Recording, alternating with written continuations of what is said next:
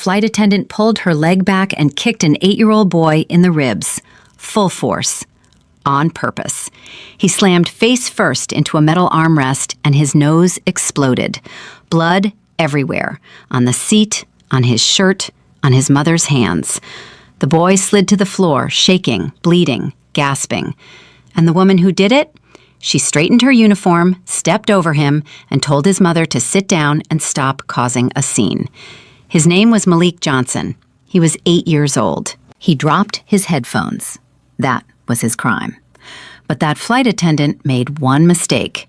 She didn't know who this boy's father was, and he was already on his way.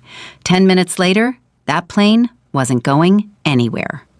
Before we go any further, subscribe to this channel and follow this story to the very end. Drop a comment and tell me what city you're watching from. I want to see how far this story reaches. Now let's get into it. Gate B27, Hartsfield-Jackson, Friday afternoon. The board showed delayed twice already. Overbooking announced. 160-something passengers crammed into a waiting area built for maybe 90. People standing against walls, sitting on the floor, kids running between legs, and every single person already angry before they even scanned their boarding pass. Tanya Johnson gripped Malik's hand and shuffled down the jet bridge. Malik had his backpack on, straps too loose the way kids always wear them, headphones around his neck, tablet tucked under one arm.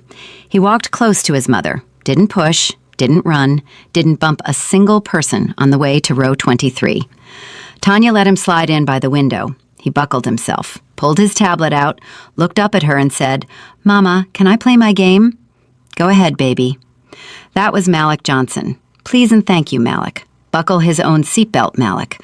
A voice so quiet his third-grade teacher once wrote on his report card, "Malik is a joy. I sometimes forget he's in the room." Remember that line, because in about 12 minutes, a woman twice his size was going to make him unforgettable. Karen Whitmore started her shift at 11 that morning, 12 years on the job, senior cabin crew. She walked that aisle like a warden walks a cell block, shoulders squared, chin high, eyes that inventoried every passenger and found them all guilty of something. Before the doors closed, she'd already drawn blood. A young couple near the front asked for a blanket. Karen didn't look at them. "Blankets are for premium. You're in main cabin." The man said, "It's freezing back here. Can you just check if there's an extra?" "I already answered you." His girlfriend muttered something under her breath. Karen spun around. "I'm sorry, did you have something to add?" Silence. Karen held the stare for 3 seconds, counted them, then walked away. An elderly woman, 70 at least, asked if she could move to an empty aisle seat closer to the lavatory. Bad knees. Karen told her the seat was reserved. A man nearby said, "Nobody's sitting there. I watched the whole boarding. It's empty." Karen didn't even turn her head. "It's reserved. Find another solution." The old woman sat back down, embarrassed, and didn't ask again. That was Karen. Not every flight, but today. Something about today had her wound so tight that every interaction was a detonation waiting to happen, and the fuse was getting shorter. 20 minutes after boarding, cabin doors sealed, safety demo done, the plane sat at the gate waiting for pushback clearance. Passengers settling, noise dying down. That limbo moment where you close your eyes and hope the next thing you hear is wheels lifting off. Malik reached into his backpack for his headphones. They were tangled. He pulled. They slipped. They hit the aisle floor, maybe a foot from his seat. He unbuckled and leaned down to grab them. He didn't see the cart. Karen was pushing the beverage cart from the front, fast, the way she always did, because Karen Whitmore did not wait for passengers to adjust to her. They adjusted, or they got out of the way. Malik's elbow grazed the cart. Barely. The kind of contact that happens 9,000 times a day on every commercial aircraft in America. Nothing spilled, nothing broke, nothing happened. Except Karen stopped the cart so hard, every cup on the top tray slid. She looked down at Malik. He was still on his knees, one hand on his headphones, looking up at her with the wide, startled eyes of a child who knows he's in trouble, but doesn't know why. "What do you think you're doing?" "I dropped my headphones," his voice barely came out. "Get back in your seat. He scrambled, grabbed the headphones, started to stand. But his foot caught his backpack strap, and he stumbled forward, and his shoulder bumped the cart, and one single cup of water tipped sideways and spilled across the tray. Karen's entire face changed. Not anger. Something past anger. Something that had been living in her chest all day, maybe longer. And this child, this small, quiet, terrified child, had just given it permission to come out. "I told you to sit down." I'm sorry, sit down now." Malik tried to squeeze past the cart. There was no room. Karen hadn't moved it. Hadn't moved herself. She stood there blocking him, a grown woman barricading an 8-year-old in a 40-inch wide aisle, and she watched him struggle. Tanya leaned forward. "Malik, come here, baby. Come to Mama." Karen's head snapped toward Tanya. "Ma'am, control your child." Tanya's eyes narrowed. He dropped his headphones. He's trying to get back to his seat. You're standing in his way. He's blocking the service aisle. He's 8 years old. And he needs to be seated. That's FAA regulation, ma'am. Then move your cart so he can sit. Karen didn't move the cart. Malik pressed himself against the seat, trying to slide past. He said, "Please, I just want to sit down." Karen looked at him, and she kicked him. Not a nudge, not a bump, not a gentle push with her foot. She pulled her right leg back and drove it forward into his side with enough force to send him crashing sideways into the armrest bracket. His face hit metal. The crack was audible. 2 rows in every direction heard it. That wet, sharp sound of cartilage folding where it shouldn't fold. Blood came fast, not a trickle, a pour, down his lips, off his chin, onto his shirt, onto the seat fabric, onto his mother's hands as she lunged from her seat and caught him. Malik didn't scream the way you'd expect a kid to scream. He made a sound that was worse, a short, broken gasp, like the air had been punched out of his understanding of the world. Then silence, then shaking. "Malik, baby, look at me, look at Mama. Oh God, oh my God." Tanya pulled him into her body, pressed napkins from the seat pocket against his nose. Blood soaked through in seconds. She grabbed more. Her hands were shaking, but her arms were steady, because that's what mothers do. They break apart on the inside and hold the whole thing together on the outside. "Mama, why did she do that?" Tanya couldn't answer. She pressed her lips to the top of his head and held him tighter. The woman across the aisle, a middle-aged woman with reading glasses pushed up on her head, made a sound like she'd been hit herself. Oh my Lord, did that just happen? The man in the row behind stood up. Hey, what the hell was that?" A teenager 2 rows back, 17-year-old Aisha Brooks, had her phone up, recording. Her hands were trembling, but the camera was steady. She had started filming the moment Karen raised her voice. And Karen Whitmore? Karen Whitmore put both hands on the beverage cart, adjusted a cup, looked at Tanya, looked at the blood, and said, "Ma'am, I need you in your seat with your seatbelt fastened." Tanya lifted her head. Blood on her fingers, blood on her blouse, her child shaking in her arms. And this woman was talking about seatbelts. "You just kicked my son." I redirected a non-compliant passenger. "He's 8. Ma'am, his nose is broken, Karen. Look at him. Look at his face." The child struck the armrest on his own. "Now I'm going to need you to lower your voice or I'll have the captain involved." "Call the captain. Call whoever you want. Call God himself. You kicked my child and every person on this plane saw it." Karen pressed the intercom. "Captain, we have a passenger disturbance, row 23, requesting crew assistance." Passenger disturbance. The child was bleeding, and Karen reported the mother as a disturbance. Greg, the other flight attendant, appeared from the front galley. Mid-30s, pleasant face, the kind of crew member who actually liked people. He saw Tanya, saw the blood, saw Malik's swollen face. His expression dropped. What happened? Karen answered first. "The child was in the aisle, interfering with service. I used minimal physical guidance. He fell into the seat. The mother is escalating." Greg looked at Malik, looked at the amount of blood. "Karen, that's not minimal anything. The kid's nose is—" "Greg, go back to the galley. I have this." He stood there. 2 seconds. 3. Long enough for Tanya to lock eyes with him. Long enough for the entire section to see a man in uniform calculate the cost of doing the right thing and decide it was too high. Greg walked away. Tanya watched him go, felt something cold settle in her chest. She understood now. Nobody was coming. Not the captain, not the other crew, not the passengers who were watching. Everybody saw. Everybody knew. And nobody was going to do a damn thing. She looked at Malik. His eyes were swelling. The napkins were drenched. He was holding onto her arms so tight, his knuckles had gone pale. And Tanya Johnson made a decision. She didn't argue. She didn't threaten. She didn't raise her voice again. She reached into her purse, pulled out her phone, and dialed one number. She put the phone to her ear, and when the voice answered, she said 7 words. David. They hurt Malik. Gate B, 27. On the other end of that call, on the 42nd floor of a glass tower overlooking downtown Atlanta, David Johnson was mid-sentence on a quarterly conference call with 3 airline executives. Revenue projections, fuel cost allocations, contract renewals. He stopped talking. The executives waited. One of them said, "David, you still there?" David heard his wife's voice.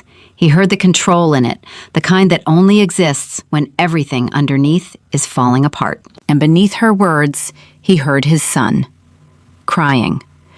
Not the way kids cry when they're tired or frustrated, the way they cry when they're hurt and scared and don't understand what happened to them. "Who hurt him?" David said. "A flight attendant. She kicked him. His nose is bleeding. David, they're not helping him. They're telling me to sit down." David Johnson stood up. His chair rolled back and hit the credenza. His assistant, Monica, looked through the glass partition and saw something on his face she had never seen in 7 years. "I'm coming." He ended the conference call. 3 executives disconnected without warning. He walked past Monica's desk and said 2 things. "Cancel everything. Call Hartsfield Operations, Gate B-27. Hold that aircraft."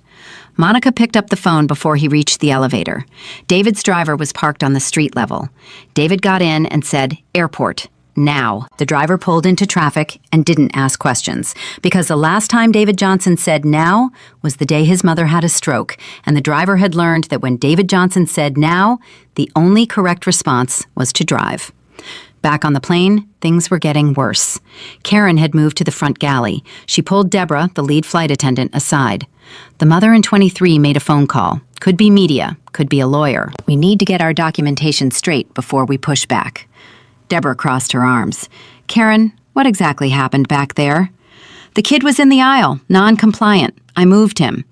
Greg said his nose is pouring blood. He fell into the armrest. That's not on me. Multiple passengers are saying you kicked him." Karen's voice dropped. "They saw what they wanted to see. I've been doing this 12 years, Deborah. 12 years and you've never had a child bleeding in your cabin? I'm calling the ops center." "Fine, call them. But I'm telling you right now, the narrative is going to matter. And if you let some hysterical woman and coach dictate that narrative," she's not hysterical. She's a mother whose kid is bleeding. "Just make the call." Deborah picked up the cabin phone and dialed. Meanwhile, Aisha Brooks had already done something that Karen Whitmore would never recover from. She posted the video. 32 seconds of footage. Karen yelling at Malik. The kick. The fall.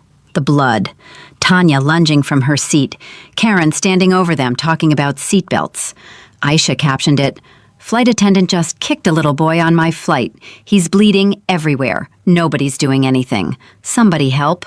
400 views in 2 minutes. 3,000 in 5. 20,000 by the time David Johnson's car hit the airport exit ramp. But the video wasn't the thing that was about to end Karen Whitmore's career. The video was just the match. The gasoline was already being poured, and it was walking through the terminal right now in a charcoal suit with a face like a closed fist. David Johnson moved through Hartsfield-Jackson like a man who knew every corridor. Because he did. His company managed logistics contracts for 4 major carriers operating out of this airport. He had walked these terminals 1,000 times. He knew the security directors by first name. He knew the operations managers. He knew the gate protocols and the chain of command and exactly how long it took to extend a jet bridge once the order was given. He reached B-27. The door was closed. A gate agent stepped forward with her customer service face already locked in place. "Sir, this flight is boarded and closed. I can rebook." "Open the door." "Sir, unfortunately the aircraft is—" "My name is David Johnson. My son is on that aircraft. He's been injured by a member of your cabin crew. Your operations center has already been contacted. Open the jet bridge." The gate agent's smile died. She picked up the phone. She listened. She hung up. The jet bridge began to extend. Ground control radioed the cockpit. "Hold position. Do not push back. Security is boarding." The captain turned to his first officer. What in the world is happening? Nobody had an answer.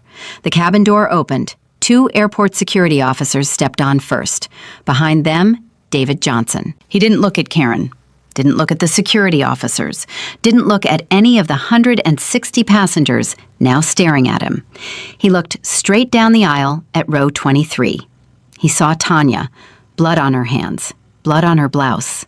He saw Malik, curled into his mother's side, napkins pressed against a face too small and too young and too innocent to look like that. David walked. Every row he passed, heads turned. Some passengers recognized the energy. Not the man, but what he carried. The kind of authority that doesn't come from a name tag. The kind you earn. The kind that doesn't ask permission. He reached his son. He knelt down, put his hand on Malik's knee. "Hey, buddy, Dad's here." Malik looked up. Swollen nose, red eyes, dried blood cracked on his upper lip. And when he saw his father, every wall he'd built in the last 20 minutes collapsed at once. "Daddy." He fell into David's arms and sobbed. Not scared crying anymore. Relief crying. The kind that only comes when you've been holding your breath and someone finally tells you it's safe to let go. David held him, closed his eyes, let his son shake against his chest. 30 seconds passed, and nobody on that plane breathed. Then David opened his eyes. He looked at Karen Whitmore. She was standing in the aisle, 3 feet from the door, arms crossed, posture rigid. She had watched him walk past her without acknowledgement. She had watched him kneel and hold his son. And now she did what 12 years of unchecked authority had trained her to do. She challenged him. "Sir, you need to identify yourself and explain how you gained access to this aircraft." David looked at her, didn't answer. "Sir, I'm addressing you. This is a secured cabin and you are not on the passenger manifest." David stood, slowly, full height, 6'2". "My name is David Johnson. That boy is my son, and you're going to tell me what happened here. Every word, every action. Don't leave anything out, because I promise you, whatever version you've rehearsed in the last 20 minutes is about to be measured against the camera footage from every phone on this aircraft." Karen blinked. Her mouth opened. Nothing came out. A man in a window seat near the back of the cabin, 60 years old, gray beard, working hands, held his phone up high enough for Karen to see the screen. "I got it all, sir, start to finish. And I ain't the only one." From across the aisle, the woman with reading glasses spoke up. "I saw everything. She kicked that baby, pulled her leg back and kicked him. He wasn't doing anything wrong." A man 4 rows up stood. "I saw it too. The boy was on the floor picking up his headphones. She kicked him into the seat." Then another voice, and another, and another. One by one, row by row, the passengers who had stayed silent for 20 minutes began to speak. And Karen Whitmore stood in that aisle with her arms slowly falling to her sides, listening to the cabin she thought she controlled turn against her. And for the first time in 12 years on the job, she had absolutely nothing to say. The voices kept coming, row after row, passenger after passenger. People who had sat silent for 20 minutes now couldn't stop talking. The woman with reading glasses was pointing at Karen, telling the security officers exactly what she saw. The 60-year-old man with the gray beard was scrolling through his video, showing the timestamp where Karen's leg pulled back. A businessman in first class had walked all the way to the back of the plane just to say, "I heard the impact from row 6. Row 6. That's how hard she hit that child." David Johnson listened to every word. He didn't interrupt, didn't react. He stood beside row 23 with one hand resting on Malik's shoulder and absorbed every single account like a man building a case in real time. Karen Whitmore hadn't moved. She stood in the aisle near the forward galley, arms at her sides now, watching the cabin she had controlled for the last hour slip away from her, one voice at a time. Her jaw was set. Her eyes darted between the security officers and the passengers and David and back again. She was calculating, still calculating, even now. One of the security officers, a broad-shouldered man named Officer Reeves, stepped toward her. "Ma'am, I'm going to need you to come with us to the jet bridge." Karen straightened. "On what grounds?" "We've received multiple witness accounts of an assault on a minor. We need to take a statement." "I didn't assault anyone." "The child was in the aisle, in violation of safety protocols. I used standard crew procedures to redirect him." Officer Reeves looked at Malik, looked at the blood, looked back at Karen. "Ma'am, that child's nose appears to be broken. We have passengers with video footage. I'm going to ask you one more time. Please step onto the jet bridge. I want to speak with my crew supervisor before I go anywhere. You can speak with whoever you want. On the jet bridge. Now." Karen looked at Deborah. Deborah looked at the floor. Karen looked at Greg. Greg was standing in the galley doorway, arms folded, staring at a spot on the wall like his life depended on not making eye contact. Nobody was going to back her up. She had spent 12 years building authority on this aircraft, and in the space of 10 minutes, every bit of it had evaporated. Karen walked toward the door. As she passed David, she stopped, looked at him, and said something that every passenger within earshot would remember for the rest of their lives. "Your son shouldn't have been in the aisle." David didn't flinch, didn't raise his voice. He looked at her and said, "You kicked an 8-year-old boy in the ribs hard enough to break his nose. And right now, standing here, with security waiting to escort you off this aircraft, that's what you choose to say." Karen held his gaze for 1 second. 2. Then she walked through the cabin door and onto the jet bridge. The door closed behind her. But David Johnson was nowhere close to finished. He turned to Officer Reeves. "I want every piece of documentation from this flight. Manifest, incident reports, crew logs, communication records between the cabin and the cockpit. All of it." Reeves hesitated. "Sir, some of that would need to come through the airline directly." "I'm aware, and I've already contacted their operations center, but I want your report to include a formal request for preservation of all records.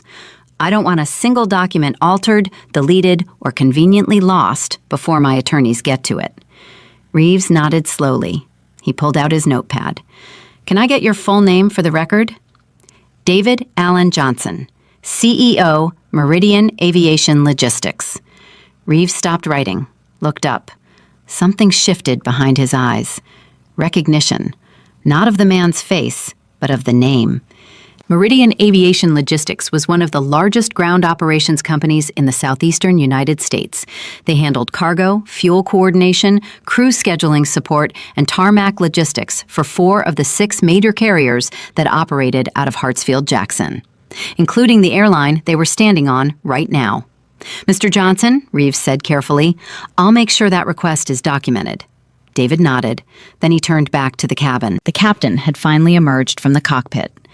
Captain Eric Muller, gray temples, steady hands, 30 years in the left seat. He walked into the main cabin and saw what everyone else had already seen. A child with a broken nose, blood on the seats, security officers taking statements, and a man standing in the aisle who carried more weight than anyone in a uniform on this aircraft. "Sir, I'm Captain Muller. I understand there's been an incident." David looked at him. "An incident? A member of your crew assaulted my son. She kicked him, broke his nose. Then she tried to file a report calling his mother a disturbance. Your other flight attendant saw the blood and walked away because she told him to. And you stayed in the cockpit the entire time. That's not an incident, Captain. That's a failure." Muller's face tightened.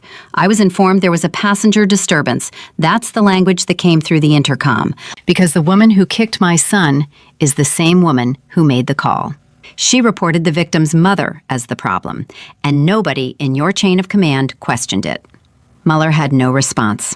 He stood there, hands at his sides, wearing 30 years of experience on his face, and none of it prepared him for this moment. David stepped closer, lowered his voice. "I'm not going to make a speech, Captain. I'm not going to yell. But I want you to understand something. My son was bleeding on your aircraft for over 20 minutes. His mother asked for help. Your crew told her to sit down.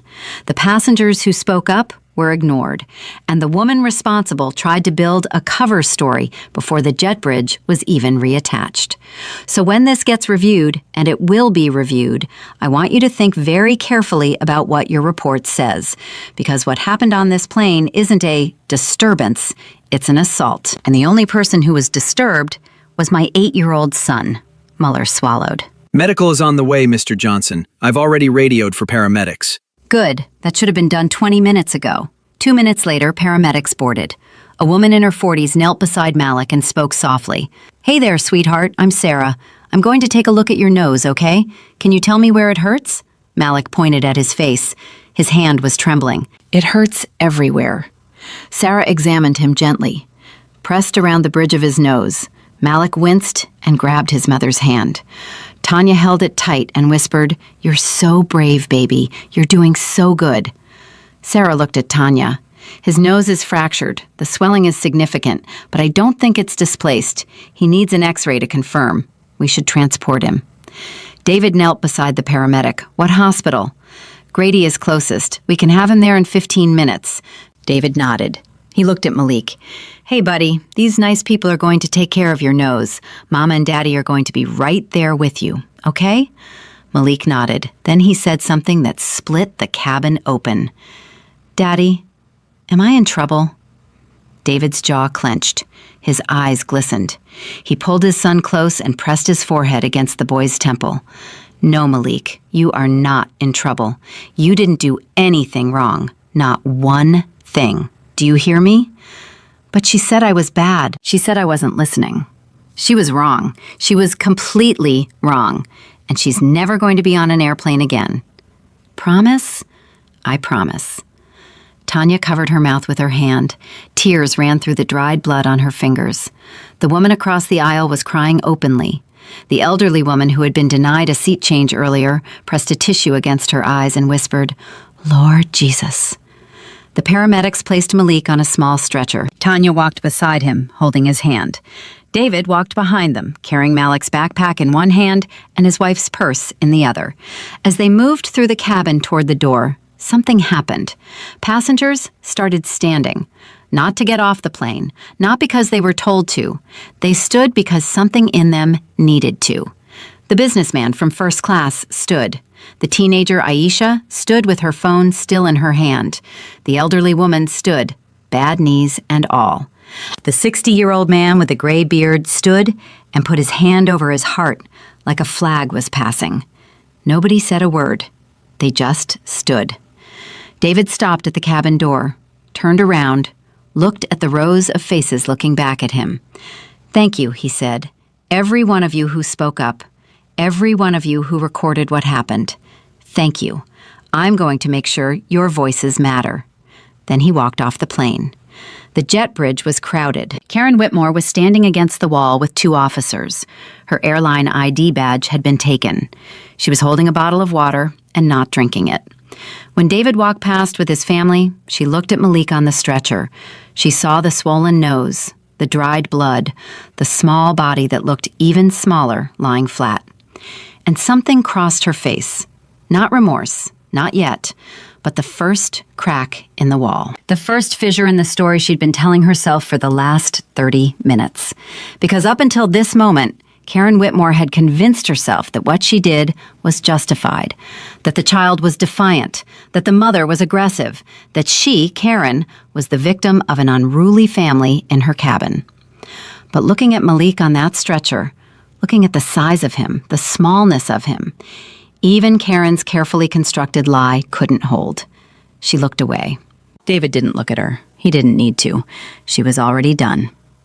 In the terminal, things were moving fast. Monica, David's assistant, had made 4 calls in the 20 minutes since David left the office. The first was to Hartsfield Ground Operations. The second was to Meridian's in-house legal team.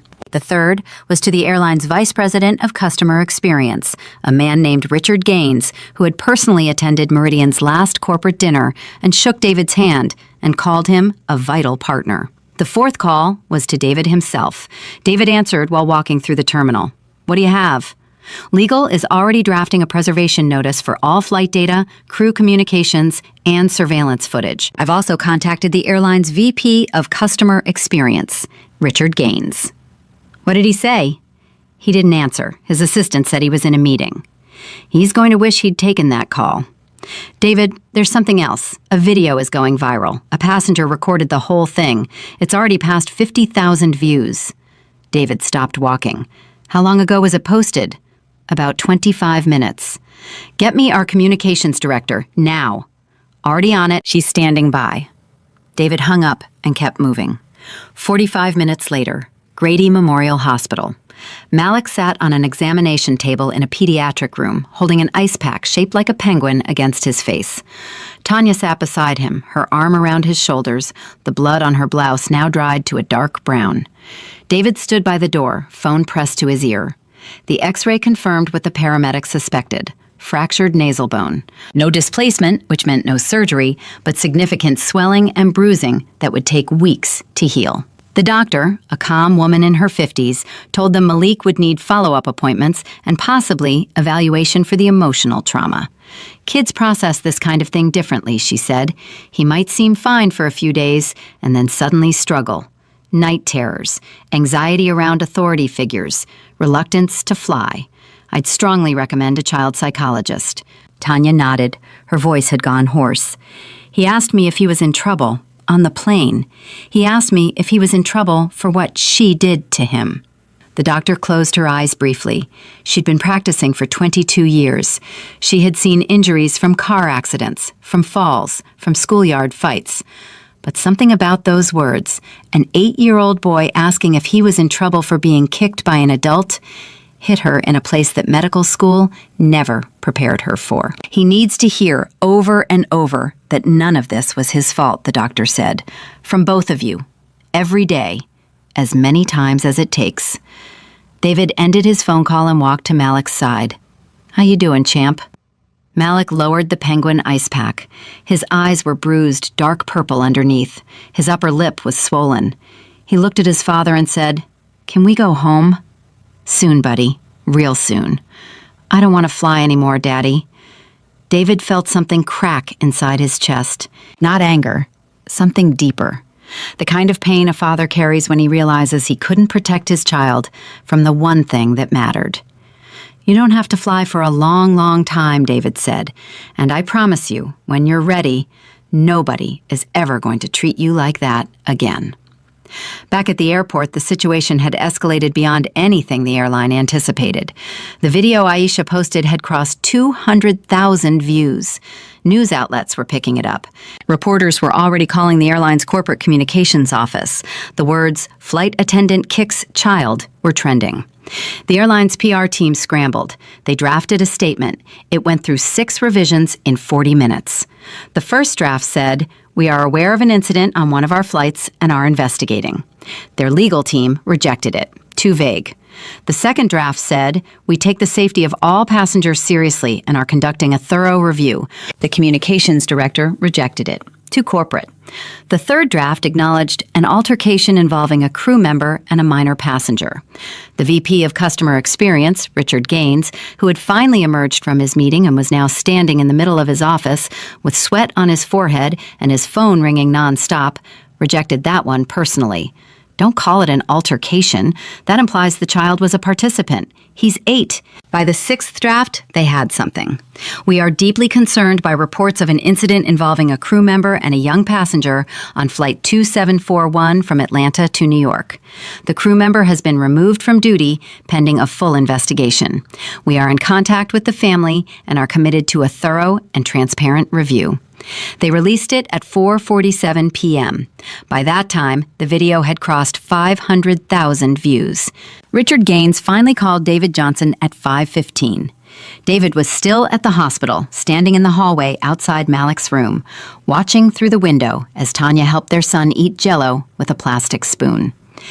David, it's Richard. I just saw what happened. I am so sorry. I want you to know the airline is taking this extremely seriously. Richard. Yes? My son has a fractured nose. He asked his mother if he was in trouble. Your flight attendant kicked him in the ribs and then tried to write it up as a passenger disturbance. Your captain stayed in the cockpit. Your other crew members saw the blood and walked away. And your operations center didn't intervene until I called them myself. So when you tell me you're taking this seriously, I need you to understand what that's going to mean, because I know what it means to me. Silence on the other end. I don't want a statement, Richard. I don't want a settlement. I want accountability. Real accountability. I want the full internal investigation opened with independent oversight. I want every crew member on that flight interviewed separately. I want the passengers who witnessed the assault protected from any retaliation, any quiet blacklisting, any interference with their future travel. And I want the training protocols that allowed a 12-year crew veteran to think she could kick a child and call it a redirect, reviewed from the ground up. Richard Gaines exhaled slowly. David, I hear you. I'm going to bring this directly to the CEO. You do that. And Richard? Yes? When you talk to your CEO, remind him who manages 40% of your ground logistics at Hartsfield, Charlotte, and Dallas. Not as a threat, just as context. Because I want him to understand that the man he's about to have a very uncomfortable conversation with isn't just a father whose son got hurt. He's a partner who trusted his family's safety to your airline, and that trust is gone. The line was quiet for 5 seconds. I understand, David. Good. David hung up. He stood in that hallway for a long moment, looking through the window. Tanya was wiping Jell-O from Malik's chin. Malik was laughing. A small, broken laugh, but a laugh. The kind of sound that can simultaneously heal a parent's heart and tear it apart. David's phone buzzed. A text from Monica. Video just hit 1 million views. CNN is requesting a comment, so is the AP. And David, there's a crowd forming outside the hospital. People are leaving flowers. David read the text twice, closed his phone, pressed his back against the wall, and looked up at the ceiling. 1 million people had watched his son get kicked. 1 million people had seen the blood on that child's face, had heard Karen Whitmore tell a mother to sit down, had watched an entire cabin full of adults do nothing for 20 minutes. And now, those same million people wanted to know what happens next. David Johnson put his phone in his pocket, walked back into the room, sat down beside his wife and his son. Daddy, can I have more Jell-O? You can have all the Jell-O in this hospital. Malik smiled. Half his face was purple. One eye was nearly swollen shut. But he smiled. And David Johnson made a second promise to himself that evening. The first one he'd made on the plane, kneeling beside his son, was that Karen Whitmore would never work on an aircraft again. He intended to keep that one. The second promise was bigger, harder. The kind that changes industries and rewrites policy manuals and makes boardrooms full of executives very, very uncomfortable. He was going to make sure that what happened to Malik Johnson on Flight 2741 never happened to another child again. Not on any airline, not in any cabin, not under any crew member's authority. And he was going to start tomorrow. Tomorrow came faster than David expected. He didn't sleep. Tanya didn't either. They brought Malik home from Grady Memorial at 9 that night, carried him inside because he'd fallen asleep in the car, and laid him in his bed with the Penguin ice pack resting on the nightstand in case he needed it. Tanya sat on the edge of the mattress and watched him breathe for almost an hour. David stood in the doorway watching both of them, his phone buzzing nonstop in his pocket. At midnight, he finally walked into his home office and closed the door. He sat at his desk, opened his laptop, and saw what the world had been doing while he was holding his son's hand in a hospital room. The video had crossed 4 million views. 4 million in 8 hours. Aisha Brooks, the 17-year-old who filmed it, had been contacted by every major news outlet in the country. She'd done a phone interview with a local Atlanta station from her parents' living room.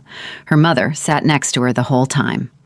Aisha said, "I just couldn't believe nobody was doing anything. The little boy was bleeding, and the flight attendant was telling his mom to sit down. I thought if I recorded it, at least somebody would believe them later." That quote was everywhere by midnight. David scrolled through the coverage. CNN had a banner. Fox had a segment. MSNBC was running a panel discussion. The hashtag Flight 2741 was trending #1 nationally. And the comments, hundreds of thousands of comments. Parents saying they would have been arrested if they'd done what Karen did. Former flight attendants saying they were ashamed. Teachers, coaches, grandparents, all saying the same thing. That could have been my child. That could have been my grandchild. And then David found the other video, not Aisha's, someone else's, filmed from a different angle 4 rows behind Malik. This one was longer, a full 2 minutes, and it showed something Aisha's video hadn't captured. It showed the moment right before the kick. Karen standing over Malik, the boy on his knees, his hands up, holding the headphones, his mouth moving, saying something. And from the angle, from the way his shoulders were hunched and his head was slightly bowed, it was clear.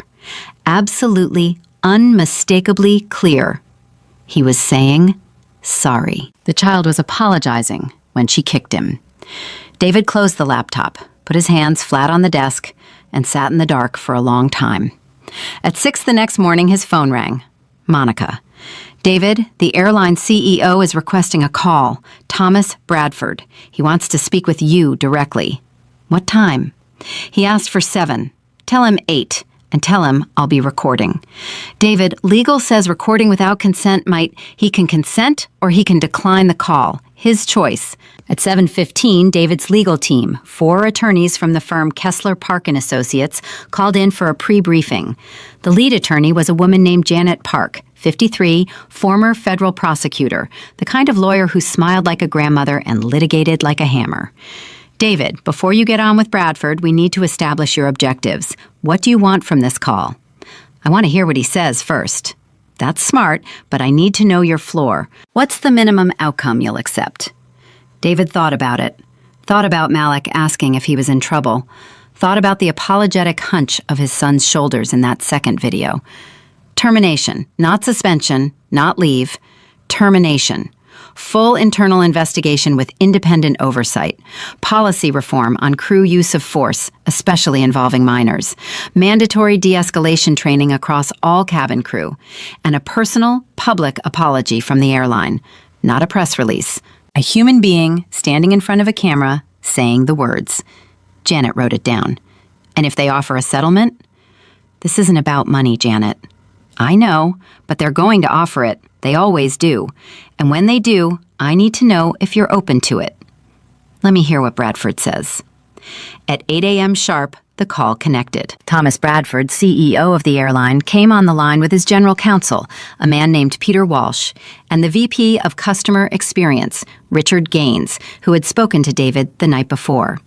"Mr. Johnson, this is Thomas Bradford. I want to begin by expressing how deeply troubled I am by what happened to your son. What I saw on that video is unacceptable. Period." "Thank you, Thomas. I appreciate you saying that. Now tell me what you're going to do about it."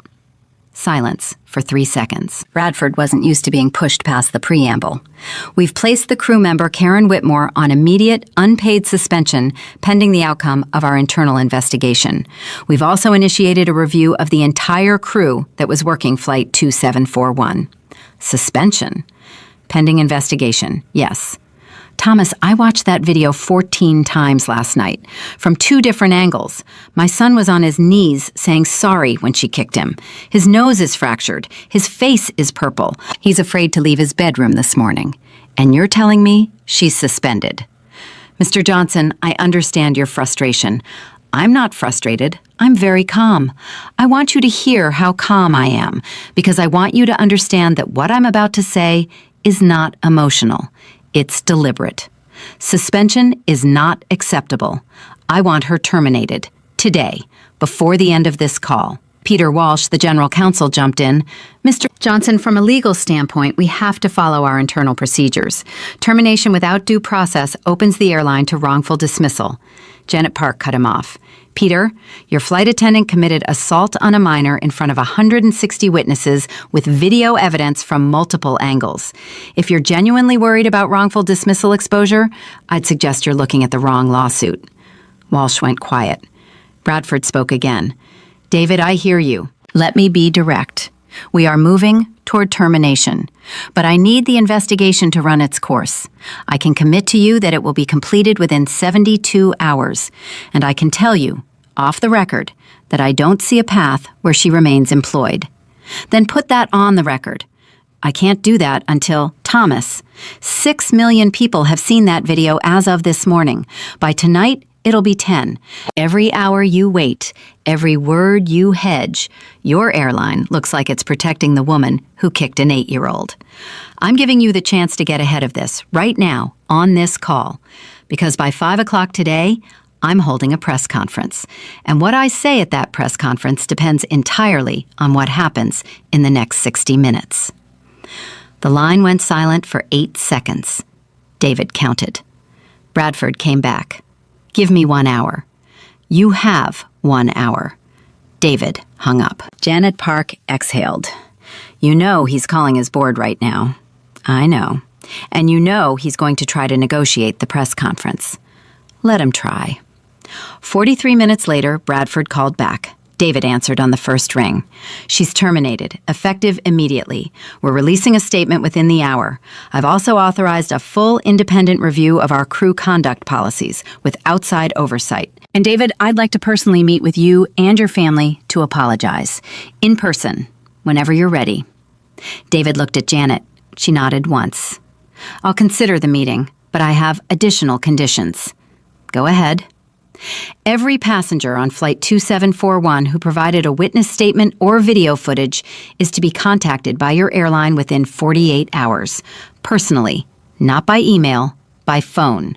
They are to be thanked for coming forward and assured that no retaliatory action of any kind, including ticketing restrictions, loyalty account flags, or travel disruptions, will be taken against them. I want that in writing. Done. The flight attendant who walked away, Greg, and the lead attendant, Deborah, both need to be part of the investigation. I'm not calling for their termination, but their actions, or lack of actions, contributed to my son's suffering. 20 minutes, Thomas. My boy bled for 20 minutes, and your crew stood there. They'll be included in the review.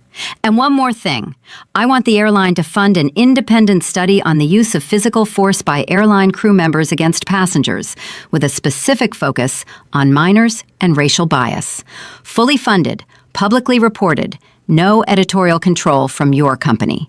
Now it was Bradford who went quiet. His general counsel started to speak. Mr. Johnson, a study of that scope would be the right thing to do. And it would also be considerably less expensive than the litigation my legal team is preparing. So let's skip the part where you tell me it's complicated and move to the part where you say yes. Bradford exhaled. I'll take it to the board. You have until my press conference. When is that? 5 o'clock. David hung up for the second time that morning. It was 8:51 a.m. He'd been awake for over 24 hours. He walked out of his office and down the hall to Malik's bedroom. The door was open. Tanya was sitting on the bed. Malik was awake, propped against his pillows, holding the penguin ice pack against his nose. His face looked worse than the night before, both eyes bruised deep violet, upper lip split and swollen. He looked up at David with the one eye that could still open fully. Hey, Daddy. David sat on the bed. How you feeling? My face hurts. I know, buddy. It's going to hurt for a little while, but it's going to get better. Daddy? Yeah? Is that lady going to be on airplanes anymore? David looked at his son, this boy who said please and thank you, who buckled his own seatbelt, who apologized on his knees to a woman who was about to break his nose. No, Malik. She lost her job this morning. She's never going to be on an airplane again. Malik processed this, his small brow furrowed. Is she going to be okay? Tanya let out a breath that was almost a laugh and almost a sob. David felt his throat tighten. This child who had been kicked and bloodied and traumatized by an adult. And his first response to hearing she lost her job was to ask if she was going to be okay. David put his hand on Malik's head. "She'll be fine, buddy. But what she did was wrong. And when grown-ups do wrong things, there are consequences." "Like a timeout?" "Yeah, like a really long timeout." Malik nodded. Seemed satisfied with that, went back to holding his ice pack. David kissed him on the forehead and walked out of the room. He made it to the hallway, made it around the corner, and then he leaned against the wall and pressed his fist against his mouth and cried. Not loudly, not for long, but the kind of tears that come when you realize your son is a better person than the world deserves, and the world hurt him anyway. Tanya found him there a minute later. She didn't say anything. She put her arms around him and held him the way he had held Malik on the plane. And for 60 seconds, in the hallway of their own home, two parents held each other up. Then David wiped his face, straightened his shoulders, and went back to work. By noon, the airline had released its statement. "We can confirm that the crew member involved in the incident on Flight 2741 has been terminated effective immediately. We have launched a full investigation with independent oversight. We are committed to the safety and dignity of every passenger, especially the most vulnerable. What happened on that flight does not represent our values, and we take full responsibility." It was a good statement, carefully worded, legally reviewed, emotionally calibrated. And it wasn't enough. Because by noon, the story had moved beyond the airline.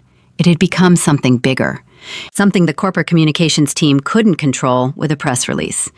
Parents across America were posting videos of their own children, holding signs that said, "Protect our kids." Malik's school photo, which Tanya had shared on her private social media months ago, had been reposted hundreds of thousands of times. A photo of an 8-year-old boy with a big smile and a gap in his front teeth and eyes that trusted the world completely. People who had never met Malik Johnson were crying over that photo. Former flight attendants were coming forward with stories. Anonymous accounts of colleagues who had shoved passengers, who had grabbed arms too hard, who had spoken to people, especially black passengers, especially passengers of color, in ways that would have gotten them fired in any other customer service job. But the airline protected them, moved them to different routes, buried the complaints. A retired flight attendant named Margaret Liu posted a video that went viral in its own right. She was 71 years old, sitting in her kitchen, speaking directly into her phone camera. "I worked 34 years for this airline. I loved my job, but I saw things that made me sick.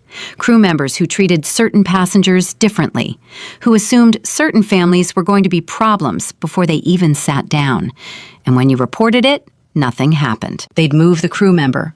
They'd lose the paperwork. I retired because I couldn't watch it anymore." What happened to that little boy? I wish I could say I was surprised, but I'm not. And that's the part that should terrify all of us.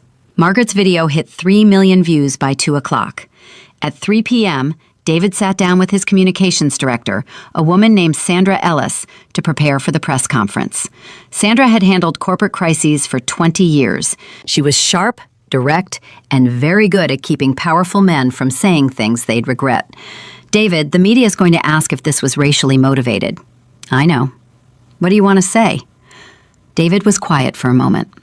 "I want to say what I believe, which is that I don't know what was in Karen Whitmore's heart. I don't know if she kicked my son because he was black, or because she was having a bad day, or because she's the kind of person who needs to control everything around her. What I know is that the outcome was the same. A black child ended up bleeding on the floor of an airplane, and nobody helped him for 20 minutes. Whether that's racism or indifference or institutional failure, the result is identical. And the result is what I'm here to change." Sandra looked at him for a long time. "Say exactly that." At 4:30, David put on a fresh suit, looked at himself in the mirror, adjusted his tie. Tanya came up behind him and put her hands on his shoulders. "You don't have to do this, you know. We could let the lawyers handle it, let the story run its course."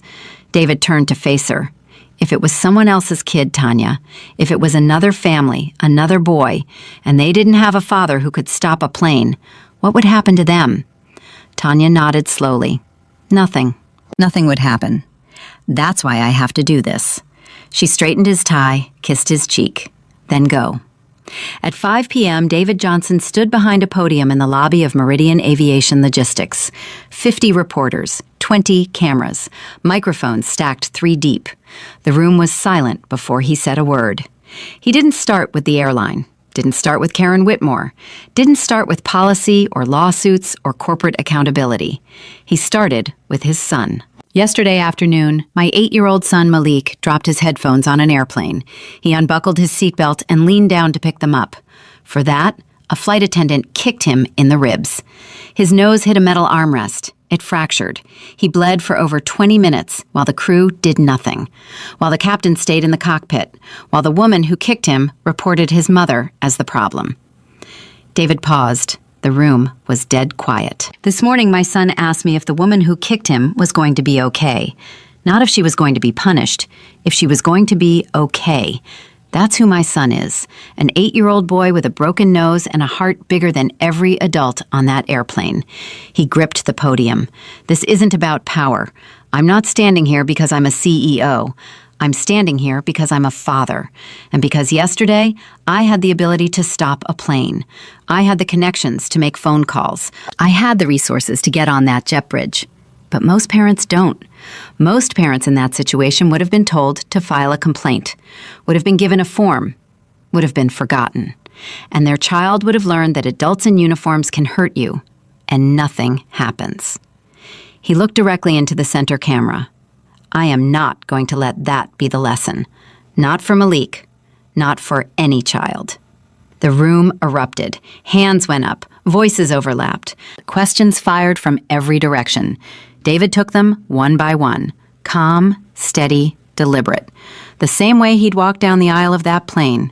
The same way he'd knelt beside his son. The same way he'd spoken to Karen Whitmore and Captain Muller and Thomas Bradford. A reporter asked, Mr. Johnson, do you believe this was a racially motivated attack? And David said what he told Sandra he would say, every word. Another reporter asked, what do you want to happen next? David looked at her. I want every airline in this country to look at what happened on Flight 2741 and ask themselves one question. If this was your plane, your crew, your cabin, would you be proud? And if the answer is no, then change. Don't wait for another child to bleed. The press conference lasted 41 minutes. David answered every question. Didn't dodge, didn't deflect. Didn't hide behind corporate language or legal disclaimers. When it was over, he walked out of the building, got into his car, and drove home. He walked through the front door, took off his jacket, loosened his tie, went to Malik's room. Malik was asleep. The penguin ice pack had slipped off his face onto the pillow. His swollen nose whistled faintly with each breath.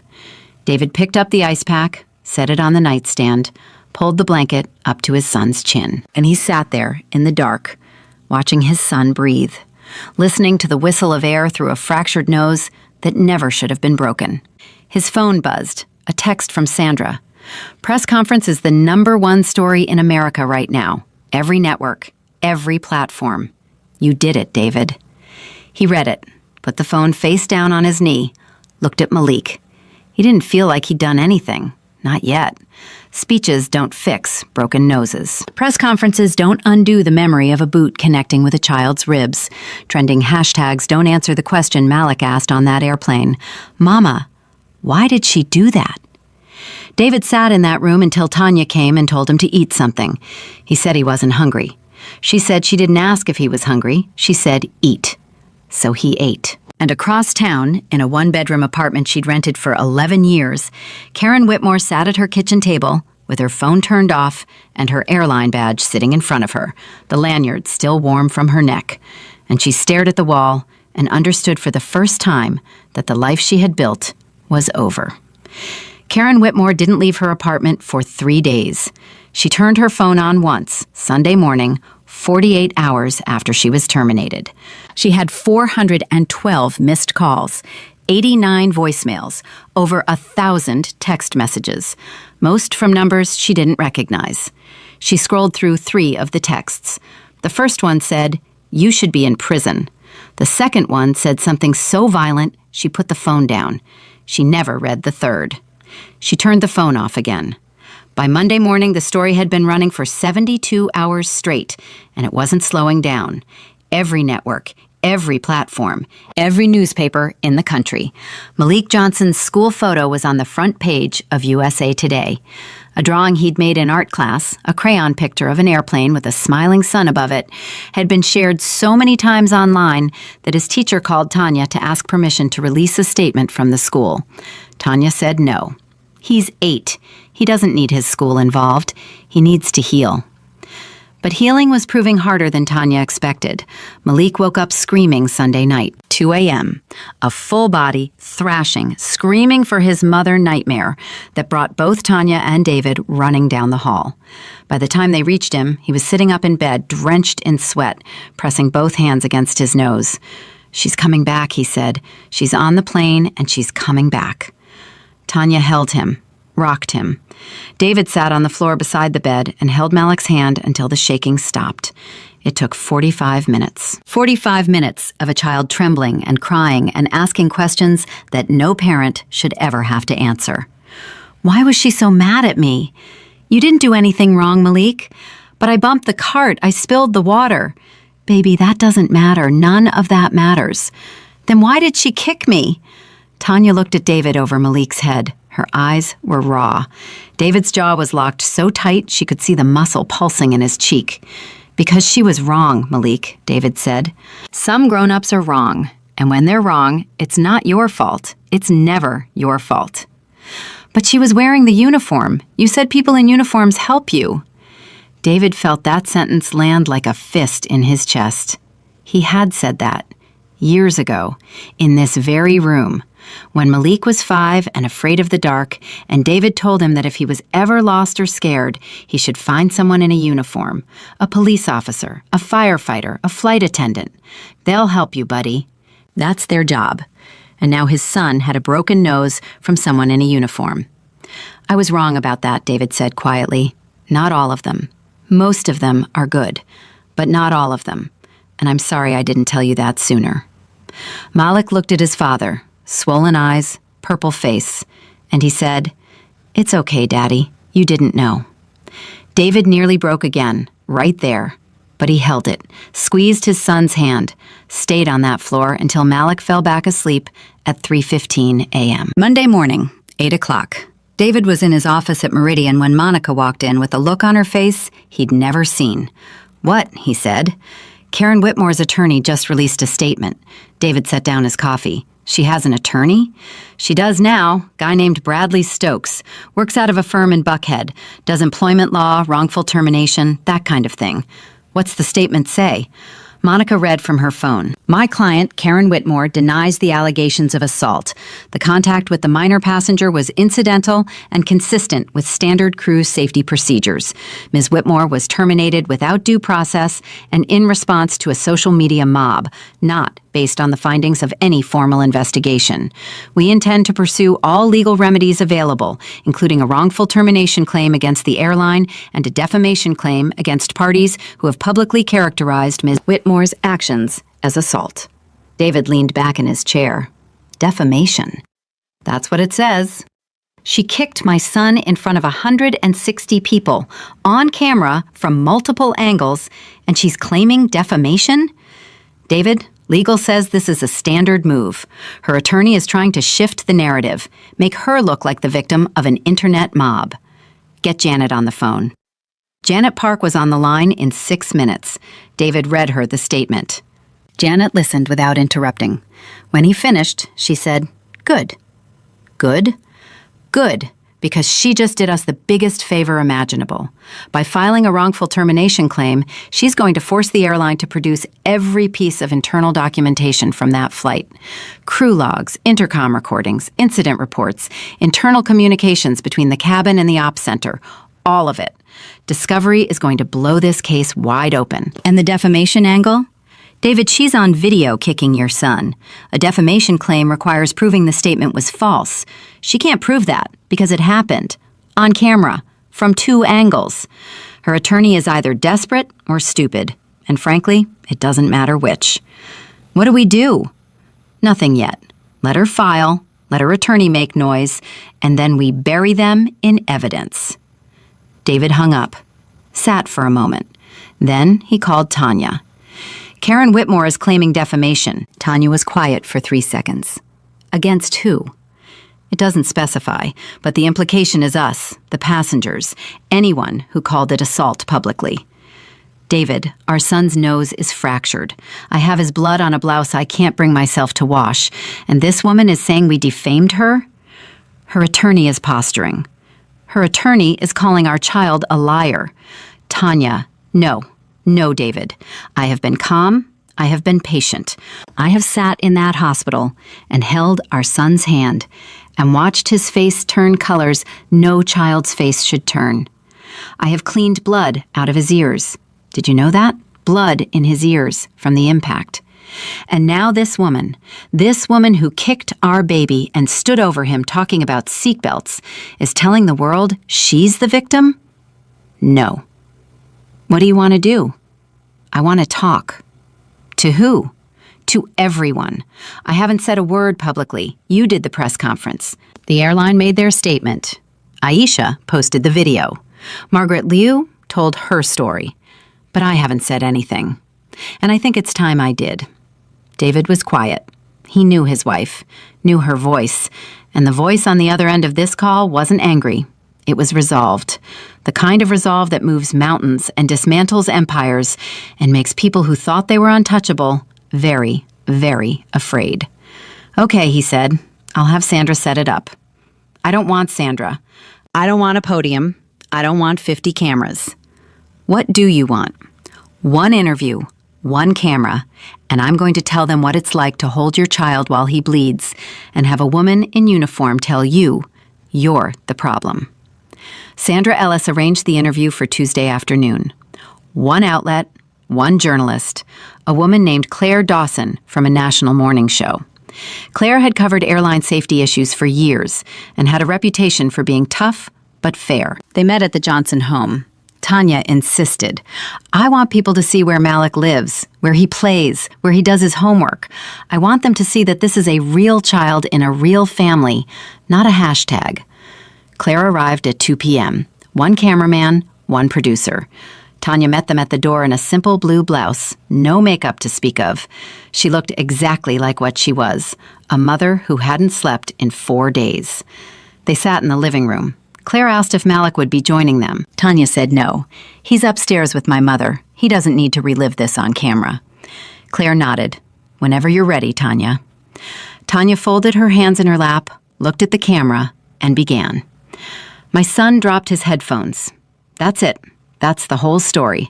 He dropped his headphones and leaned down to pick them up. He's 8. He's small for his age. He weighs 62 pounds. And a grown woman, a flight attendant, a person in a position of authority, pulled her leg back and kicked him, hard enough to send him into a metal armrest, hard enough to fracture his nose.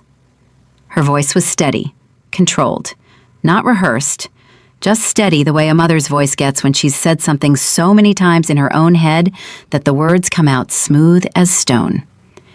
She stood over him while he bled. She told me to control my child. She called the captain and reported me as the disturbance. My son was bleeding on the floor, and I was the disturbance. Claire asked, what happened in the minutes after? Nothing. That's the answer. Nothing happened. The other flight attendants saw the blood and walked away. The captain didn't come out. Nobody brought ice. Nobody brought a first aid kit. Nobody knelt down and asked my son if he was okay. For 20 minutes, my child bled, and the people responsible for his safety did nothing. And why do you think that is? Tanya paused. I think they saw a black woman making noise about her black child, and they decided we were the problem. I think Karen Whitmore decided that before we even sat down. I think she looked at us and made a judgment. And I think every person in that crew chain who failed to act made the same judgment. That we were difficult, that we were loud, that we were the kind of people who caused problems on airplanes. Do you believe this was racially motivated? I believe my son was kicked. I believe he was bleeding and nobody helped. I believe that if Malik were a different color, sitting in that same seat, dropping those same headphones, Karen Whitmore would have smiled and picked them up for him. I don't know what was in her heart, but I know what was in her foot when she swung it at my child. And the result is the same. Claire let the silence hold. Good journalists know when to shut up. This was one of those moments. Tanya continued. Her attorney released a statement saying she denies the assault. He said the contact was incidental. He called it standard crew procedure.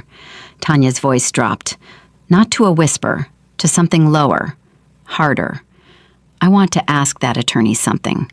I want to ask Bradley Stokes if standard crew procedure leaves an 8-year-old with a fractured nose and blood in his ears. I want to ask him if standard crew procedure gives a child nightmares so bad he wakes up screaming at 2 a.m. I want to ask him if he would call it incidental contact if someone kicked his child in front of 160 strangers. Claire asked, "What has Malik said about all of this?" Tanya's composure cracked. Just a hairline, just enough for the camera to catch the tremble in her chin before she pulled it back. He asked me why she did it. I couldn't answer him. He asked if he was in trouble. I told him no. He asked if the lady was going to be okay after she lost her job. My son, the child she kicked, was worried about her. That's who Malik is. That's the boy she hurt. What do you want to happen now? I want change, real change. Not a press release, not a sensitivity training webinar that people click through in 20 minutes. I want airlines to look at how their crews are trained. I want accountability when that training fails. I want a world where a mother can put her child on an airplane and know that the people in that cabin will protect him, not hurt him. That's all I want. That's all any parent wants. The interview aired Wednesday morning at 7 a.m. 14 million people watched it live. Another 20 million saw clips within the first hour. By noon, Tanya Johnson was trending worldwide. And in his Buckhead office, Bradley Stokes watched the interview on his computer with his door closed and his phone unplugged. He watched it twice. Then he called Karen Whitmore. "Karen, I need you to come in today." "Why? What happened?" "The mother did an interview." And it's everywhere. "Karen, I'm going to ask you something, and I need you to answer me honestly. Not what you told the airline, not what you put in the incident report, the truth." Karen was silent. "Did you kick that child?" 5 seconds. 10 seconds. "He was in the aisle." "Karen, did you kick him?"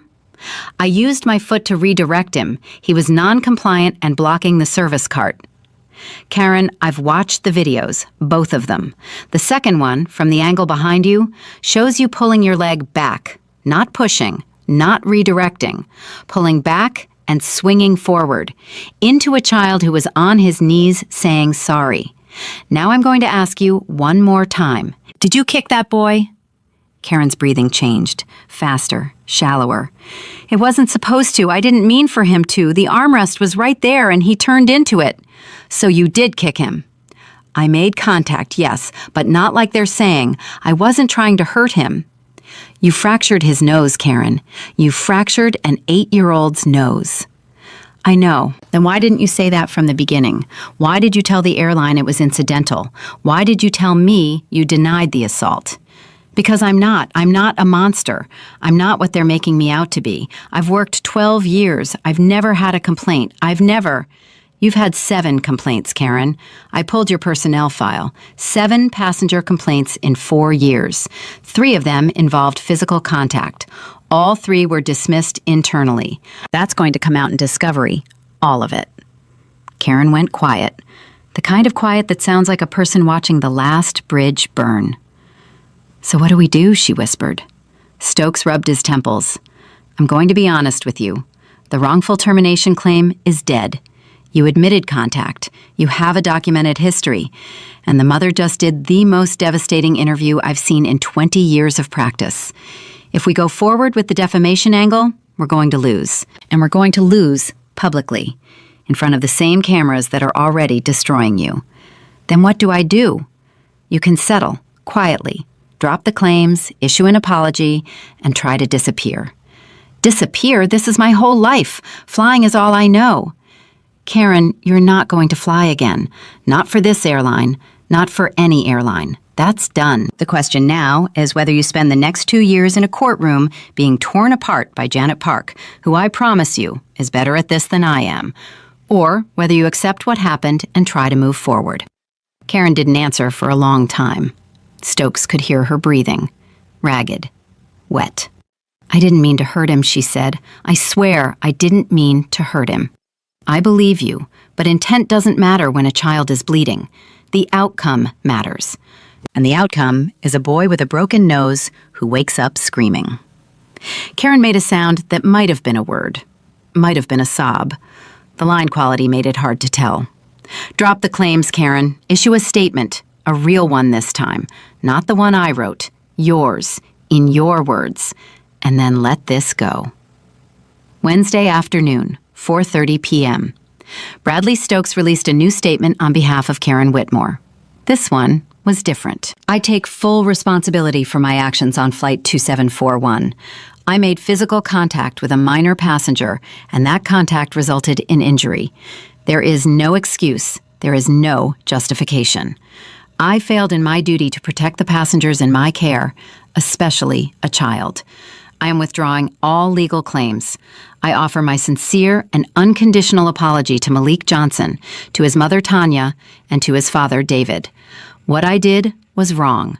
I will carry the weight of that for the rest of my life." David read the statement in his office, read it twice, set his phone down. Monica appeared in the doorway. "Did you see it?" "I saw it. How do you feel?"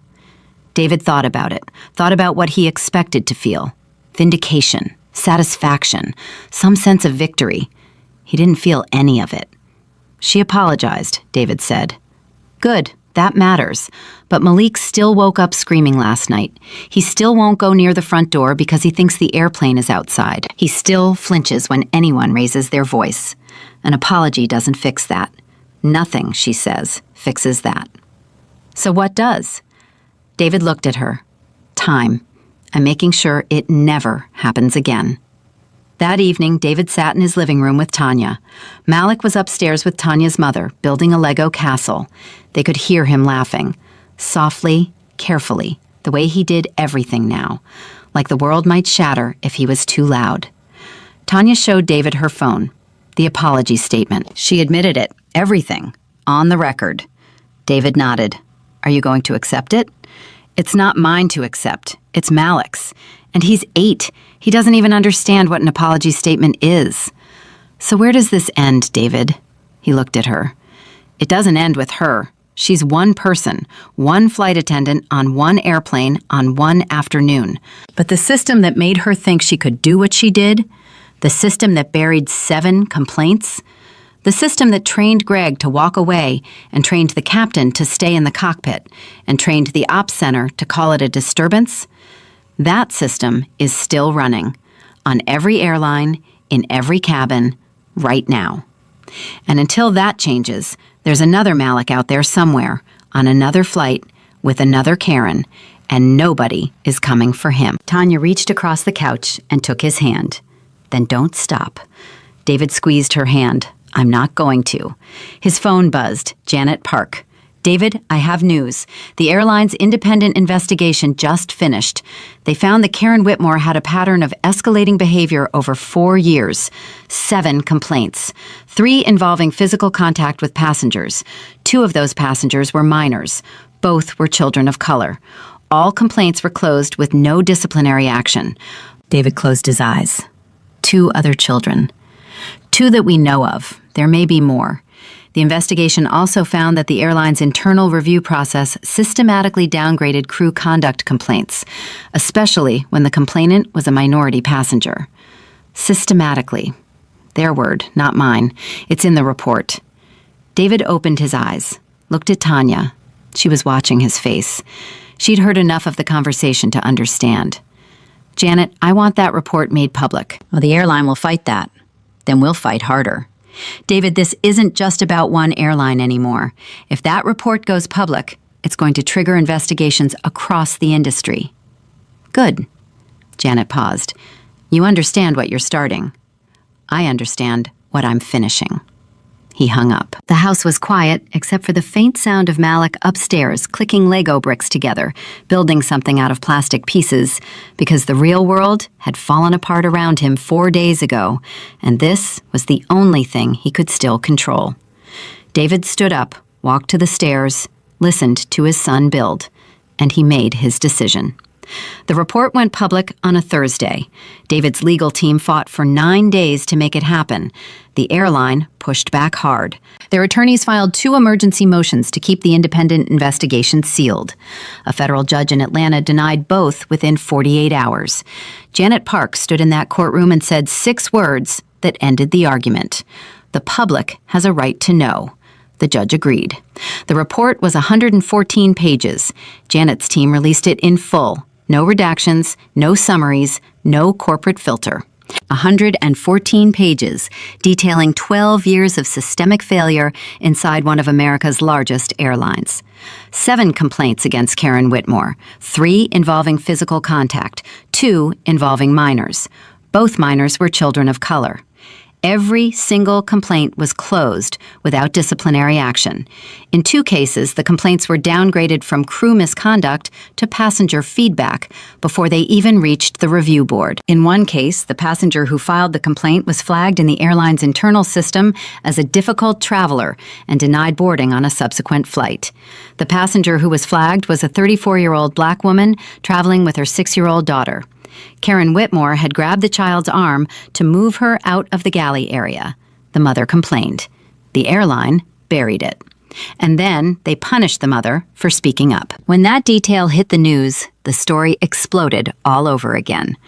David was in his office when Janet called with the first wave of reactions. The Department of Transportation just announced they're opening a formal investigation. Not just this airline, industry-wide. They're looking at crew conduct policies, complaint handling procedures, and racial disparities in passenger treatment across all major carriers. David leaned forward. Industry-wide. Every major domestic airline. The Secretary of Transportation made a statement an hour ago. She referenced Malik by name. David was quiet for a moment. What did she say? She said no child should ever be harmed by the people entrusted with their safety. The case of Malik Johnson has revealed failures that go far beyond one flight and one airline. We intend to ensure this never happens again. David closed his eyes, took a breath. That's good. That's real. There's more. 3 other airlines have preemptively announced internal reviews of their own crew conduct policies. 2 of them have already contacted your office about partnering on the independent study you proposed. Which 2? Janet told him. David almost laughed. One of them was a carrier that Meridian had been trying to win a logistics contract with for 2 years. Now they were calling him. David, you need to understand the scope of what's happening. This isn't just about policy reviews. There are now 11 former airline employees who have come forward with their own stories. Crew members who witnessed misconduct, passengers who filed complaints that were buried. 3 of them are willing to testify publicly. Testify where? The Senate Commerce Committee just announced hearings. Airline passenger safety, scheduled for 3 weeks from now. David, they want you to testify. David sat with that for 10 seconds. Senate hearings. The kind of platform that doesn't come twice. The kind that changes laws. I'll testify, he said, but not alone. What do you mean? I want Tanya there. I want the passengers from Flight 2741 who are willing to speak. I want Margaret Liu, the retired flight attendant. And I want the 2 families whose complaints against Karen Whitmore were buried, if they're willing. I'll reach out. Janet, one more thing. Yeah? I don't want this to be about me. I had the power to stop a plane. Most people don't. The story isn't what I did. The story is what happens to the families who can't do what I did. I hear you, David, and I think the committee will too. 3 weeks, 21 days. David spent them preparing testimony, coordinating with Janet's legal team, and doing the one thing that mattered more than any of it, being Malik's father. The nightmares continued. Not every night, but enough. 2, sometimes 3 times a week, Malik would wake up gasping, reaching for his face, convinced the blood was still there. Tanya took him to a child psychologist named Dr. Amara Williams. She was gentle, patient. She used play therapy, art, storytelling. She let Malik draw what happened. Malik drew a picture that Tanya couldn't look at for more than 5 seconds before she had to leave the room. It showed a stick figure boy on the ground, a larger stick figure standing over him. The larger figure's foot was raised. and behind them, a row of smaller stick figures sitting in chairs, watching. Dr. Williams said, "The bystanders are significant. He's processing the fact that people saw and didn't help. That may take longer to heal than the physical injury." Tanya told David that night. He was packing for Washington. His suit was laid out on the bed. His notes were on the nightstand. She said the bystanders are the part that's hurting him most, Tanya said. Not Karen, the people who watched. David stopped packing, sat on the edge of the bed. He trusted them. He trusted all of them. He's 8. He thinks grown-ups protect kids.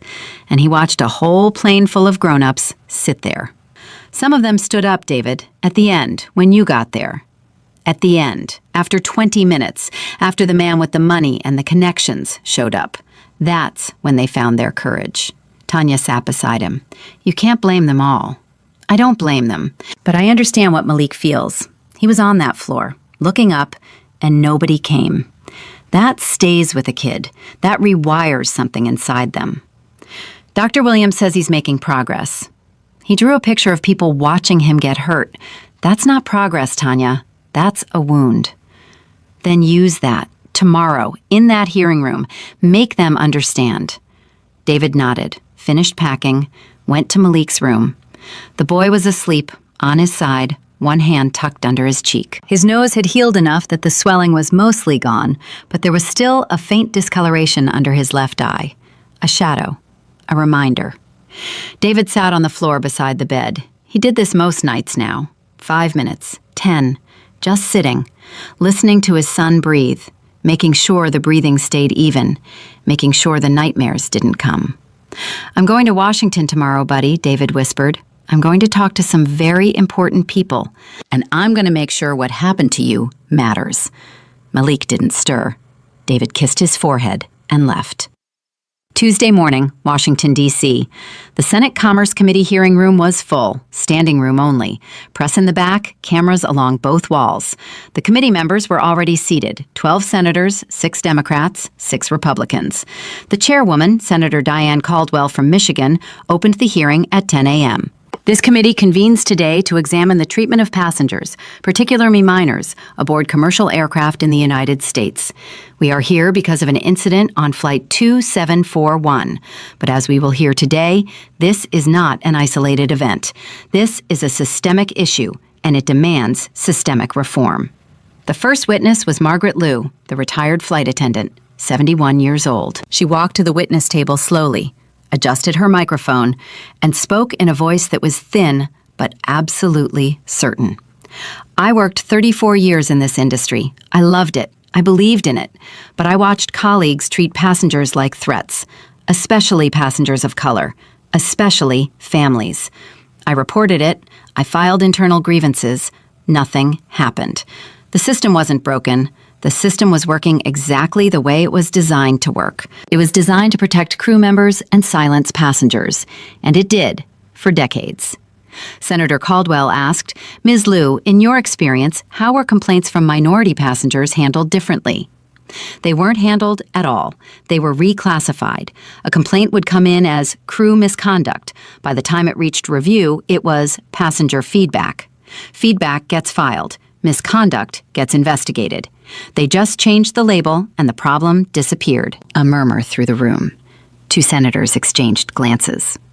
The second witness was Denise Carter. She was the 34-year-old black woman whose complaint against Karen Whitmore had been buried 3 years earlier.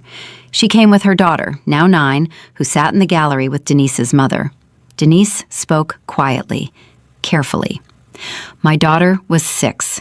She wandered toward the galley because she wanted to see out the little window. The flight attendant grabbed her arm and yanked her backward.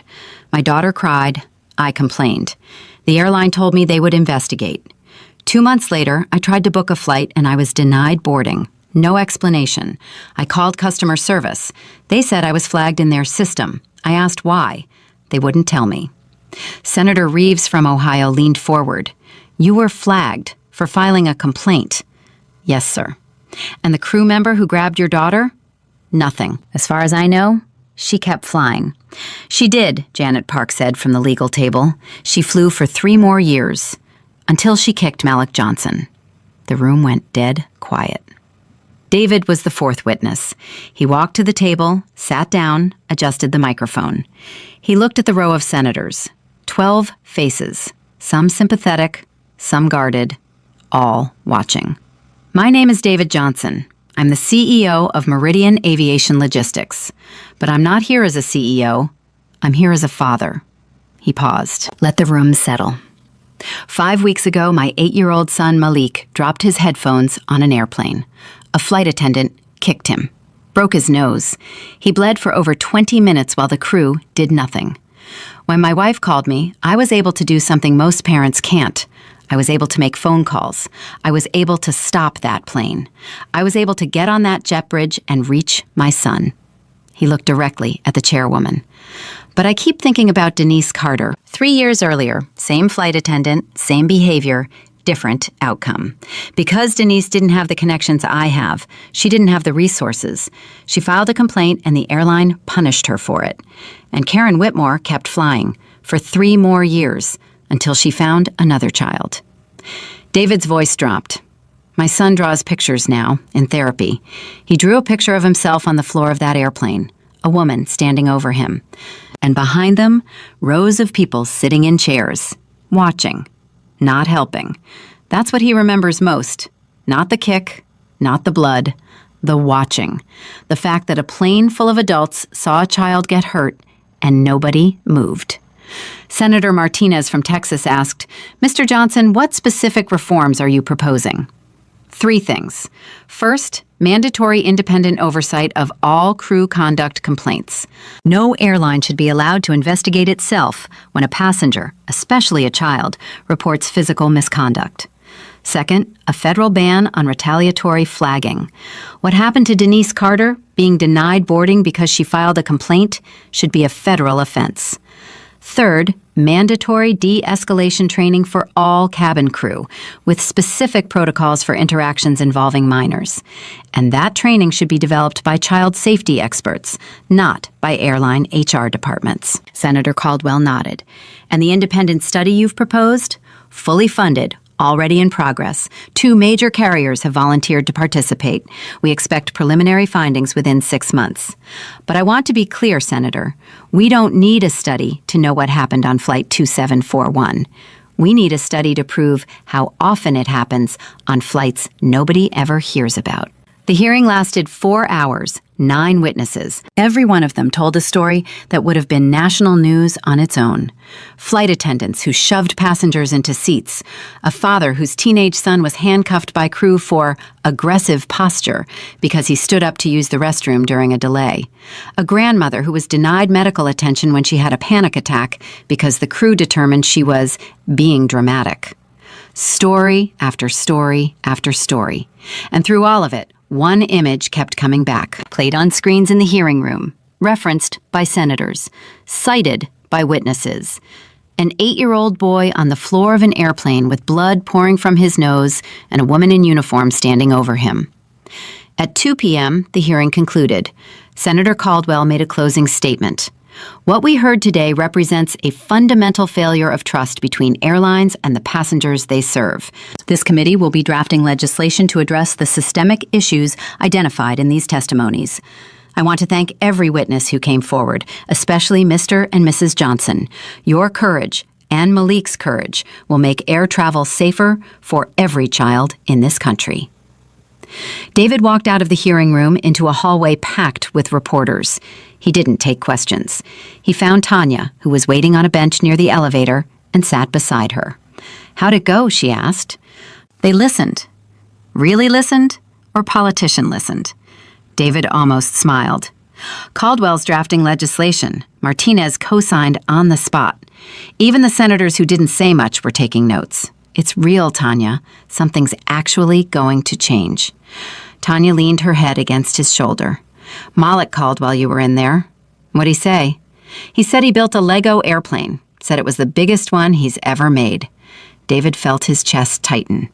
A Lego airplane. Yeah, he wanted you to know it has extra wide aisles, so nobody bumps into anything. David pressed his hand over his eyes, breathed in, breathed out, and laughed. A short, broken, beautiful laugh that had tears running through it. "That kid," he said. "That kid," Tanya agreed. 6 months later, the Malek-Johnson Air Passenger Protection Act was introduced in the Senate. Bipartisan support, co-sponsored by 14 senators. It included every reform David had proposed and 3 more that came out of the independent study. Mandatory independent oversight, federal ban on retaliatory passenger flagging, de-escalation training standards developed by child psychologists, mandatory body cameras for crew during incidents, a national hotline for passengers to report in-flight misconduct anonymously. The bill passed the Senate 8 months after introduction. The House followed 6 weeks later. The president signed it on a Tuesday morning in a ceremony that David and Tanya attended. They did not bring Malik. They agreed he'd lived through enough. But that night, David came home and found Malik in the living room, sitting cross-legged on the floor, surrounded by Lego bricks. The massive airplane was on the coffee table. Next to it, Malik had built something new, a tiny Lego figure standing at a podium. "Who's that?" David asked. "That's you, Daddy, talking to the important people." David knelt down beside him. "How do you know about that?" "Grandma told me. She said you went to Washington and told them what happened so it wouldn't happen to other kids." "That's right." Malik picked up the tiny figure and placed it inside the Lego airplane. "Now he can fly safe." David pulled his son into his arms, held him for a long time. Malik didn't squirm, didn't ask to be let go. He just held on. "Daddy?" "Yeah, buddy?" "I think I want to fly again. Someday. Not now, but someday." "Whenever you're ready, Malik, and I'll be right next to you." "Promise?" "Promise." 1 year after Flight 2741, Aisha Brooks started college on a full journalism scholarship. She said in her application essay that the moment she pressed record on that airplane was the moment she understood what journalism was for, to be the voice when everyone else goes silent. Margaret Liu was invited to join the FAA's newly formed Passenger Safety Advisory Board. She accepted. At 72, she said, she finally had the job she'd been waiting for her whole career. Denise Carter received a formal apology from the airline and a settlement that she used to start a nonprofit supporting families who experienced discrimination during air travel. She named it Wings of Dignity. Greg, the flight attendant who walked away, resigned from the airline 3 months after the incident. He never made a public statement.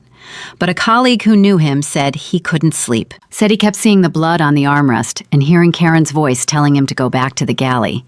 Said he replayed that moment every single night and wondered what would have happened if he'd stayed, if he'd knelt down, if he'd just gotten the boy some ice. Captain Mueller retired early, took his pension, moved to a lake house in North Carolina. He declined all interview requests. But his first officer told a reporter, off the record, that on the day of the incident, after the plane was finally cleared and flew to New York 4 hours late, Mueller sat in the cockpit after all the passengers were gone and didn't move for 20 minutes. Just sat there, staring at the instruments, not speaking. Karen Whitmore was never charged criminally. The district attorney reviewed the case and determined that while the conduct was deeply troubling, it did not meet the threshold for felony assault under Georgia law. David disagreed but didn't fight it. He told Janet, "The law will catch up. It always does. That's what the legislation is for." Karen moved out of Atlanta, changed her phone number, dropped off social media. A journalist tracked her down 8 months later, living in a small town in Tennessee, working at a garden supply store. She declined to comment. The journalist said she looked 10 years older than her photos. And Malik Johnson turned 9. Tanya threw him a birthday party, 12 kids from school, a bounce house, a cake shaped like a rocket ship. Malik ran and laughed and played, and for 3 hours he was just a kid at a birthday party and nothing else. That night, after the guests left and the wrapping paper was cleaned up and the leftover cake was in the fridge, Malik brushed his teeth and climbed into bed. Tanya tucked him in. David sat on the edge of the mattress. "Good birthday?" "Best birthday." "What was your favorite part?" Malik thought about it. Really thought. The way kids do when they take a question seriously. "When everybody sang happy birthday, because they were all looking at me, But this time it was a good thing. Tanya turned away, pressed her hand against her mouth. David leaned forward and kissed his son's forehead, right on the bridge of his nose, right where the fracture had been. It had healed clean. No bump, no scar. The doctor said he was lucky. David didn't feel lucky. He felt grateful and furious and protective and proud all at the same time. Good night, champ. Good night, Daddy. David turned off the light, walked to the doorway, stopped. Malik, yeah? I'm proud of you, not for what happened on the plane, for everything after, for being brave, for being kind, for asking if the lady who hurt you was going to be okay. You're the best person I know. Malik smiled in the dark. You're the best person I know, too, Daddy. David closed the door, stood in the hallway. Tanya was already there, leaning against the wall, tears streaming silently down her face. He took her hand. She took his. And they stood there together, in the hallway of their home, listening to their son breathe, steady and even and unafraid, the way every child in the world deserves to breathe. That afternoon flight from Atlanta never made the news for reaching New York. It made headlines for stopping injustice before takeoff. And the boy at the center of it, the quiet boy who said please and thank you, who buckled his own seatbelt, who apologized on his knees to a woman about to break his nose. That boy changed an entire industry.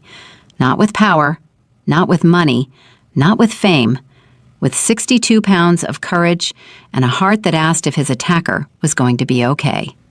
That's the story of Malik Johnson, and that's the story of Flight 2741, and it will never happen again.